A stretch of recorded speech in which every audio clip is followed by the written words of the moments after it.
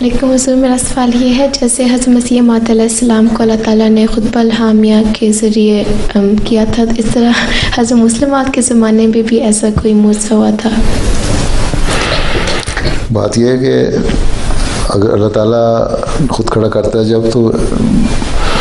اس طرح الہامیہ خطبہ تو نہیں کوئی ہوا تھا جس کو معجزہ کہہ سکیں، لیکن بہرحال بہت ساری الفاظ اور باتیں حضرت مسلموں نے کہا یہ میں نہیں بول رہا، میری زبان میں خدا بول رہا ہے. کئی دفعہ الفاظ یہ خلفاء کو اللہ تعالیٰ بعض دفعہ سکھاتا ہے، بعض دماغ میں کوئی چیز ہوتی بھی نہیں تو ایک دم لفظ دماغ میں آ جاتا ہے، ذہن میں فکرے آ جاتے ہیں یا کوئی مضمون آ جاتا ہے تو اللہ کی تائید ہوتی ہے، لیکن اس کو الہامیہ نہیں کہا جا سکتا.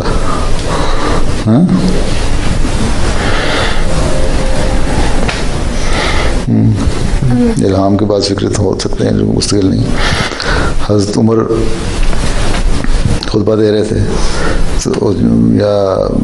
جنگ میں خطبہ دیتے تھے، کہا کہ ساریہ پہاڑ کی طرف پیچھے چلے جاؤ، اور وہاں انہوں نے وہ دیکھ لی تو ان کو بھی الہام ہو گیا، ان کو بھی الہام ہوا. تو انہوں نے پوچھا کیا کہ میں نے جنگ کا نظارہ دیکھا تھا اور دشمن کا حملہ اس طرح ہو رہا تھا، تو میں نے ساری کہا کہ پہاڑ کی طرف چلے جاؤ. تو وہ بات انہوں نے سنی، وہ تو الہامی کیفیت تو طاری ہو سکتی، لیکن پوری کہنا کہ مکمل طور پہ نہیں، لیکن اس سے تعلق کوئی نہیں تھا اس خطبے سے، وہ ایک اور واقعے سے تعلق تھا جو خطبے کے دوران ہو گیا.